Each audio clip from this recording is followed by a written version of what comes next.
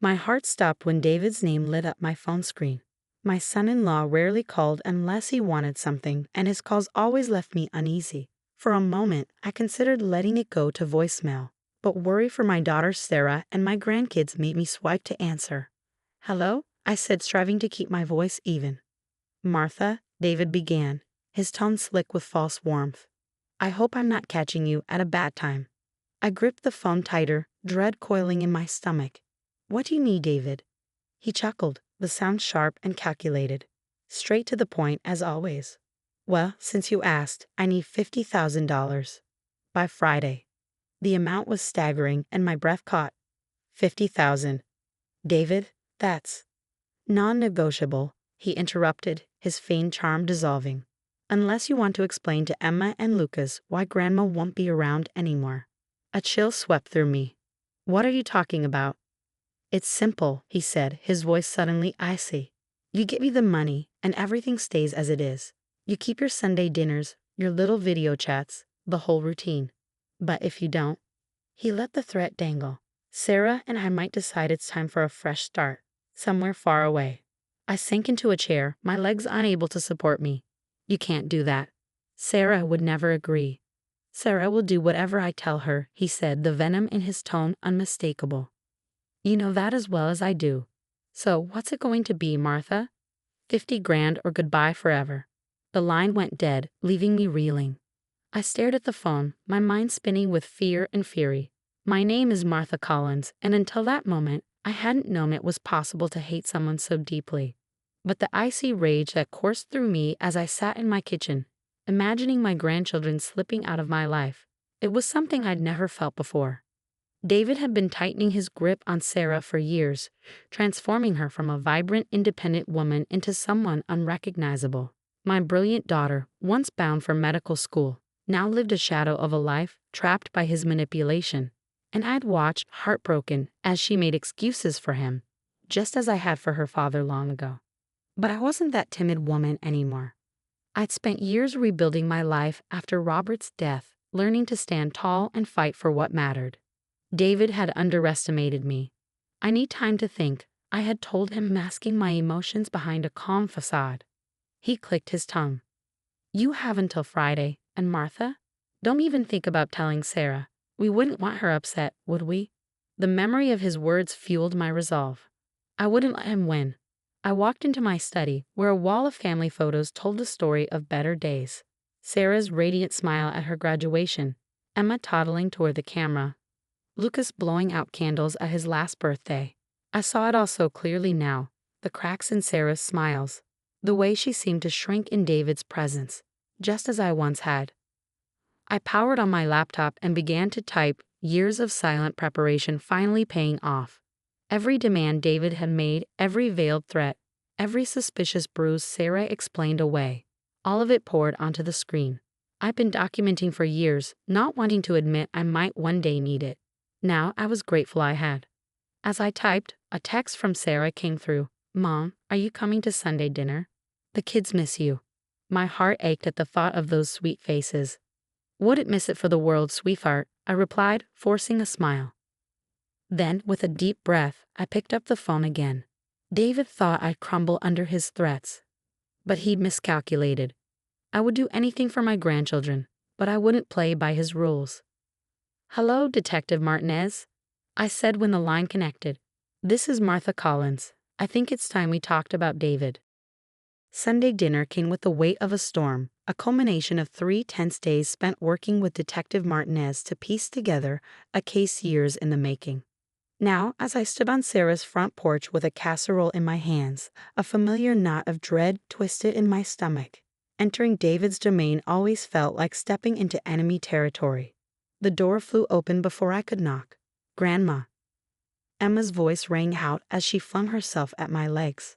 At 7, she was the mirror image of Sarah at her age. Wild curls, gap-toothed smile, and eyes brimming with joy that hadn't yet been dimmed by life. "There's my girl," I said, bending to kiss her forehead. "Where's Lucas?" "Helping Daddy in the garage," she whispered, her voice losing its usual brightness. Even Emma knew to tread carefully when mentioning David. Sarah appeared behind her, wiping her hands on a dish towel. The bruise barely concealed by her sleeve made my stomach churn, though I kept my face calm. "Mom, you're early," she said, attempting a smile that didn't quite reach her eyes. "I thought you might need a hand with dinner," I replied, handing her the casserole. Her fingers trembled as she took it. Before she could respond, David's voice boomed from the garage. "Actually, we need to have a little family meeting first." His imposing figure appeared in the doorway, with 5-year-old Lucas trailing behind, his usual exuberance replaced by a subdued, downcast demeanor. "Emma, Lucas, upstairs," David commanded. The children didn't hesitate, retreating quietly to their room. David led us to the living room, where he took his throne-like armchair. Sarah perched nervously on the edge of the couch, while I sat beside her, close enough to feel her trembling.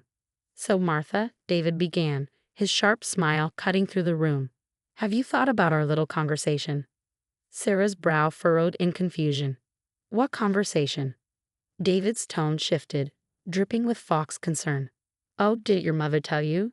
She's been stirring up some trouble, making some unfortunate accusations.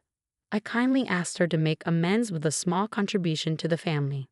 Sarah turned to me, fear flickering in her eyes. "Mom." I reached for her hand, squeezing it gently. "Don't worry, sweetheart. Everything's going to be okay." David's laugh was cold and mocking. "Is that so? Because I don't see $50,000 in your hand, Martha, and we had an agreement." "We did," I said, my voice steady as I pulled out my phone. "Just not the one you thought." With a tap, I played the recording. David's own voice filled the room, dripping with malice. "You give me the money, and everything stays the same. Sarah will do whatever I tell her to do." David's face turned ashen. "You recorded me. That's illegal." "Actually," Detective Martinez said, stepping into the doorway with her badge gleaming, "in this state, recording threats is perfectly legal, and we've gathered quite the collection of your handiwork." David leaped to his feet, but 2 officers behind Martinez quickly restrained him. David Miller, one said, "You're under arrest for extortion, domestic abuse, and financial fraud." "This is absurd," David sputtered, his eyes darting to Sarah. "Are you going to let them do this? Tell them." But Sarah's attention wasn't on him. Her eyes were locked on Lucas, who had wandered back downstairs, his small arms bruised in a pattern too familiar to ignore. "How long?" she whispered, her voice cracking. "How long has he been hurting Lucas?" 3 months, Emma's quiet voice came from the stairs. "He said if we told anyone, he'd send us away from Mommy." Something snapped in Sarah then. Years of fear, doubt, and helplessness melted away, replaced by something fierce and resolute. She rose, her voice trembling at first but growing stronger. "Get out of my house. Get out, and never come near my children again." David's protests were drowned out by the officers leading him out in handcuffs. His threats echoed faintly before the door slammed shut behind him. Detective Martinez stayed behind, explaining the restraining order already in motion and the charges piling up against David. "Your mother's recordings were the final piece we needed," she said. "Financial abuse often escalates, and when kids are involved, well, he won't have the chance to harm anyone again." That night, as I helped Sarah pack essentials to bring the kids to my house, I found a dusty photo album tucked away in her closet. Inside were pictures of Sarah before David, her glowing smile at her medical school acceptance, her arms flung wide in celebration, her eyes full of dreams. "I forgot who I used to be," Sarah whispered, tracing the photo with trembling fingers. "You didn't forget," I said, wrapping an arm around her. "You just got lost for a while, but we're going to find you again." The weeks following David's arrest unfolded with the precision of justice long overdue. Detective Martinez had promised, and she delivered. Our evidence was undeniable.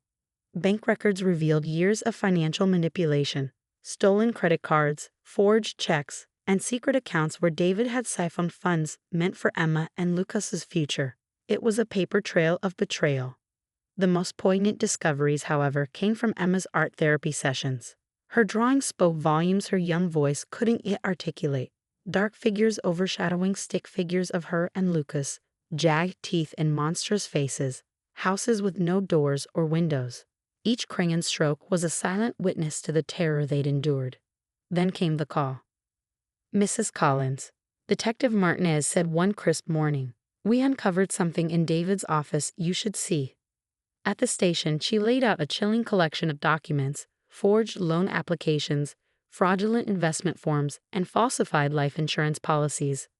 But the worst was a meticulous plan to flee the country with the children.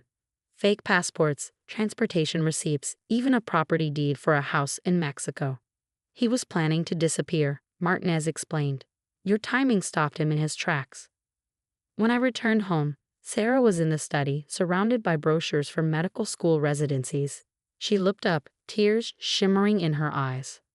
The hospital called, she said, her voice tinged with disbelief. They're offering me my old spot back. They said they'd heard about everything and wanted to help. I sat beside her, recalling the determined young woman who'd once dreamed of saving lives. What are you thinking? I think it's time, she whispered, a fire reigniting in her gaze. Time to be brave again. The divorce proceedings were swift and resolute. David's ongoing threats from jail only fortified our case. When the judge granted Sarah full custody, terminated David's visitation rights, and ordered significant restitution payments, I watched years of fear crumble from her shoulders. 6 months later, we stood outside Sarah's new apartment, the air brimming with the hope of fresh beginnings. Emma and Lucas darted through the rooms, their laughter bouncing off walls that would never witness fear again. Mom? Sarah called from the kitchen. Look at this. She held up a small box I tucked away after Robert died. Inside was the key to my first business office, the one I'd open when everyone told me I'd fail. You never told me how you did it, Sarah said softly. How you started over. I took her hand, smiling at the strength I knew had always been there. One step at a time, sweetheart, and with the people who love you by your side. That evening, as we gathered around Sarah's new dining table, I marveled at how far we'd come.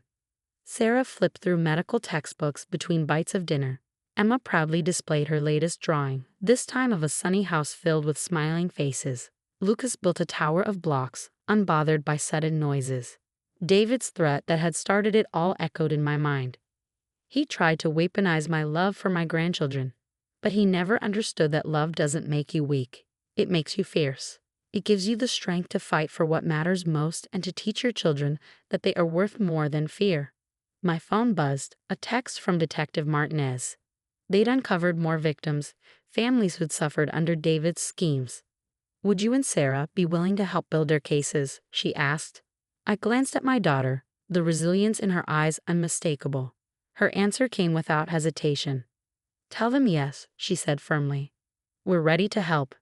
As night settled over our healing family, I thought about the cycles we'd broken and the courage it took to forge a new path.